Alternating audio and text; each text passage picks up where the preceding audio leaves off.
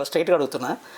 మాజీ ఎమ్మెల్యే సునీతారెడ్డి ఇంటికాడ మీరు ఒకరితో గొడవ పడ్డారు, ఒక ప్రధానమైన ఇష్యూ జరిగింది. ఆ తర్వాత కూడా మీ ఇంటికాడ కూడా పెద్ద గొడవ అయింది, అది అందరికీ తెలిసింది అనే ఒక ప్రచారం జరిగింది.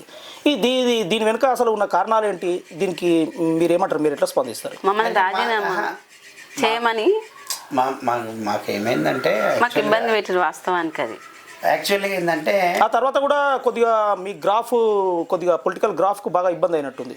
ఏం కాలేదు, ఇంకా పెరిగింది మా గ్రాఫ్, పెరిగింది మంచిగా. అసలు వాస్తవానికి ఇప్పుడు ఆ ఇష్యూలో మీ తరపున పొరపాటు ఏం లేదంటే నేను చెప్తాను, నన్ను చెప్పనిస్తలేదు మీరు. అయితే వాస్తవానికి మా చెడు కోసము వెనుక శకుని, దుర్యోధనుడు, కీచకుడు వీళ్ళంతా పాచికలు వేసి మా వెనకాల వేసి ఏమంటారు దాన్ని, ఇట్లా వేసి ఇట్లా పాచికలు వేస్తే మా మీద ఏదో చేయాలనుకుంటే వారికే బెడ్స్ కూర్చుంది అంతా.